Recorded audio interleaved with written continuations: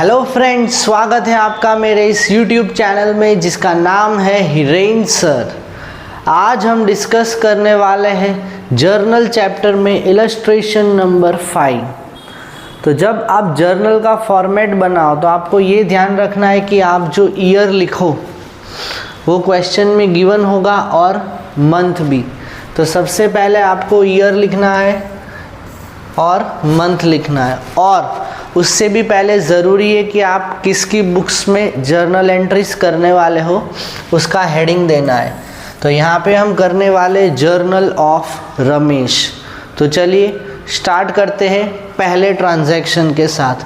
1 अप्रैल रमेश ने स्टार्ट किया business with cash and cheque. Cash 50,000, cheque 1 lakh. जैसे ही आपको दिखे क्वेश्चन में स्टार्टेड बिजनेस, यानी एक अकाउंट तो होगा कैपिटल अकाउंट, दूसरा कौन सा होगा कैश अकाउंट, लिखा हुआ ही है। अभी चेक अकाउंट मत लिखना, चेक जब जब दिखे तो आपको लिखना है बैंक अकाउंट।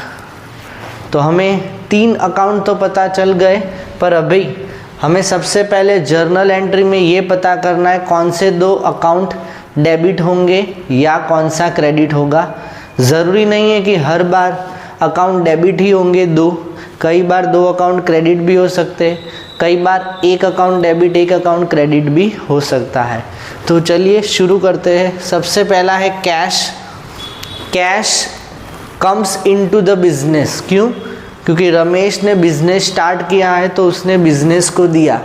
हम सारी जर्नल एंट्रीज बिजनेस के पॉइंट ऑफ व्यू से करेंगे, ओनर के पॉइंट ऑफ व्यू से नहीं करेंगे। तो जब जब मैं बोलूँ कि cash comes into the business, या सिर्फ मैं बोलूँ डेबिट व्हाट कम्स इन, इसका मतलब है मैं बिजनेस के पॉइंट ऑफ व्यू से बात कर रहा हूँ। तो कैश बिजनेस में आएगा, इसीलिए उसको डेबिट करना पड़ेगा। Debit what comes in. Cash एक रियल अकाउंट है तो रियल अकाउंट का रूल है डेबिट व्हाट कम्स इन। इसी तरह भाई चेक भी तो अंदर आया है तो बैंक अकाउंट को भी डेबिट करना पड़ेगा। 50,000 और 1 लाख ये अमाउंट क्वेश्चन में दिया हुआ है। स्टार्टेड बिजनेस, ये सारा कौन से अकाउंट से क्रेडिट होगा? कैपिटल, तो 2 कैपिटल अकाउंट, 1 लाख और 50,000, 1,50,000। तो होप आपको ये पहली जर्नल एंट्री समझ में आ गई। चलो बढ़ते हैं दूसरी जर्नल एंट्री के साथ। पेड फॉर रिपेयर्स प्रीमाइसिस, ये भी है फर्स्ट। तो सबसे पहले डेट लिख दो फर्स्ट। यहाँ पे इम्पॉर्टेंट है रिपेयर्स। रिपेयर्स मतलब ये हमारा एक खर्चा है, एक्सपेंस।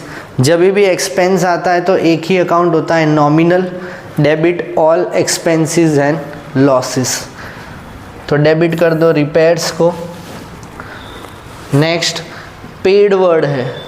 पेड का मतलब है हमने पेमेंट किया या बैंक से या चेक से, बैंक और चेक या कैश, पर यहाँ पे तो कुछ मेंशन नहीं है, बैंक चेक वर्ड ही नहीं है, तो हम ये मानेंगे कि ये कैश से, इसीलिए to cash account. Credit what goes out, business में से क्या बाहर गया? Cash account. क्यों गया? क्योंकि हमने पेमेंट किया। Next cash deposited into bank. Date है 2, तो हमें सबसे पहले 2 डेट लिखनी है। बैंक बैलेंस बढ़ गया। क्यों बढ़ गया? क्योंकि कैश हमने बैंक में जमा किया और कैश बैलेंस कम हो गया। कैश बैलेंस कम हो गया तो उसे कर दो क्रेडिट व्हाट गोज आउट, क्योंकि उसका बैलेंस कम हो गया है। बैंक का बैलेंस बढ़ गया है तो उसे कर दो debit. Bank account debit to cash account.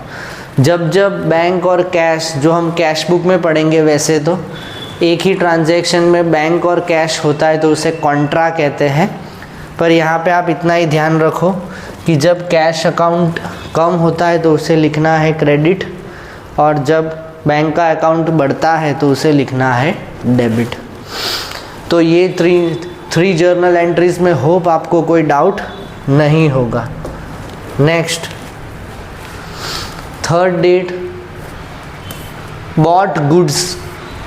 जब भी बॉट के बाजू में गुड्स आए, यानी ये ऐसी चीज़ है जो हम मेन बिजनेस में डील करते हैं हम, तो एक तो परचेज अकाउंट होगा और उसको डेबिट करना पड़ेगा। Why? Because purchase is an expense. For cash, goods खरीदे, सामने कैश दिया, क्रेडिट व्हाट गोज आउट, तो to cash account 5000। Next, drew cash from bank, bank में से कैश निकाला, यानी हमारे पास क्या आया, कैश आ गया, तो कैश अकाउंट को करना पड़ेगा डेबिट। अभी जो हमने ट्रांजैक्शन किया था इसका उल्टा करना है। क्यों इसका उल्टा करना है? क्योंकि हमने बैंक में से विड्रॉ किया, यानी हमारे पास क्या आया, कैश आया, और हमारा बैंक बैलेंस क्या हो गया, कम हो गया। तो cash account debit to bank account 1000। अभी आपको लगेगा कि सर ऑफिस के लिए कुछ विड्रॉ किया है तो सीधा एक्सपेंस में डाल देते, नहीं, यहाँ पे वर्ड एक्सपेंस तो मेंशन ही नहीं है, सिर्फ हमने विड्रॉ किया है, वही जर्नल एंट्री पास करेंगे। नेक्स्ट, बॉट गुड्स, वापिस, तो परचेज को कर दो डेबिट क्योंकि परचेज इज एन एक्सपेंस। पर इस बार कैश वर्ड नहीं है, पार्टी का नाम है, name of the party, who is the debit the receiver, credit the giver, तो यहाँ पे who is the giver, Shyam is the giver, to Shyam account. कितना अमाउंट है, 22,500, 22,500। होप आपको ये समझ में आ गया। तो परचेज या सेल्स में आपको ये ध्यान रखना है, कैश या चेक का वर्ड नहीं है, इसका मतलब है ये क्रेडिट ट्रांजैक्शन है। Next, paid cartage on goods purchase, तो कार्टेज को कर दो डेबिट या कैरेज इनवर्ड्स। इस बार कैरेज इनवर्ड्स इसीलिए लिखा है क्योंकि ये इस ट्रांजैक्शन से पर्टेन करता है जिसमें हमने गुड्स बाई किया। गुड्स बाई किया यानी गुड्स हमारे बिजनेस में आए, तो इसीलिए इनवर्ड्स वर्ड है। Carriage inwards account debit and paid word है, पर यहाँ पे चेक का वर्ड ही नहीं है, तो हम मानेंगे कैश टू कैश। तो carriage inwards account debit to cash account 500। Next, sold goods to Krishna, credit transaction है, पार्टी का नाम है, तो कृष्णा अकाउंट को करना पड़ेगा डेबिट। इसका भी रीज़न बता देता हूँ कि डेबिट क्यों करना है।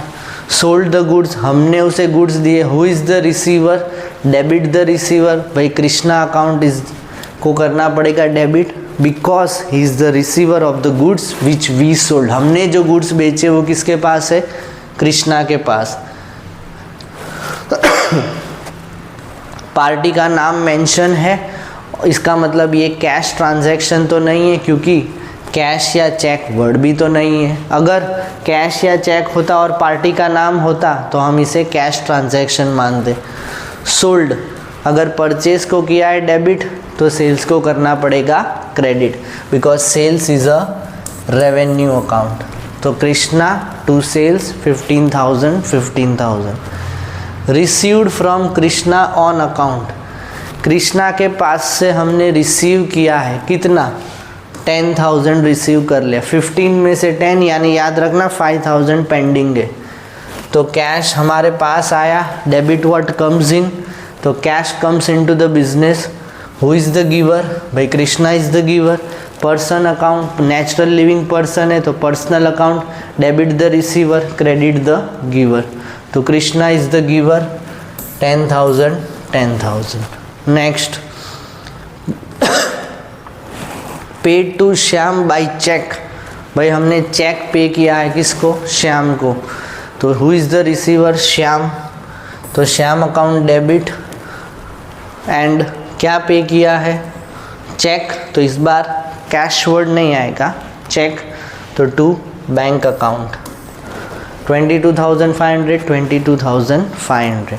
कैश हो या चेक हो वन एंड द सेम ही मानना, पर जब जब आपके पास क्वेश्चन में चेक हो तो बैंक लिखना है और कुछ नहीं लिखा हो सिर्फ पेमेंट लिखा है तो हमें कैश लिखना पड़ेगा। नेक्स्ट, प्लेस्ड एन ऑर्डर, सिर्फ ऑर्डर प्लेस करने से कोई एंट्री नहीं होती है, so non economic transaction. Next cash sales, cash मिला, सेल्स किया, तो cash account debit to sales account. Logic क्या है, डेबिट व्हाट कम्स इन, तो cash comes in to the business, sales एक रेवेन्यू है तो उसे करना पड़ेगा क्रेडिट। 8000 8000। नेक्स्ट दो जर्नल एंट्रीज ऑलमोस्ट सिमिलर ही है, paid salary, paid for stationery. तो सैलरी और स्टेशनरी दोनों ही एक्सपेंस है, नॉमिनल अकाउंट दोनों को कर दो डेबिट। रूल क्या है, डेबिट ऑल एक्सपेंसेस। एंड इसमें पेड है, इसमें भी पेड है। कैश या चेक का मेंशन नहीं है वर्ड, तो हमें मानना पड़ेगा कैश। टू कैश 3000 और 250, ये रहा 3000 और 250। Received the balance from Krishna, तो 5000 याद है ना पेंडिंग था, उसने दे दिया। Cash account debit, debit what comes in, तो cash comes in 5000। Who is the giver, तो Krishna is the giver to Krishna account. Krishna एक पर्सन है तो natural living person account. Personal account का रूल क्या है, डेबिट द रिसीवर, यहाँ पे रिसीव नहीं कर रहा, यहाँ पे कृष्णा हमें दे रहा है तो rather Krishna is the giver. तो होप आपको ये सारे ट्रांजैक्शन समझ में आए होंगे। अगर फिर भी कोई डाउट्स है तो प्लीज़ नीचे कमेंट बॉक्स में ज़रूर कमेंट करना। और अगर मेरा ये वीडियो आपको यूज़फुल लग रहा है तो प्लीज़ इसे लाइक करो, शेयर करो ऐसे फ्रेंड्स के साथ या रिलेटिव्स के साथ जो क्लास 11th कॉमर्स में पढ़ रहा है। और मेरे चैनल को सब्सक्राइब करना भी मत भूलना। फ़िलहाल आज के लिए बाय।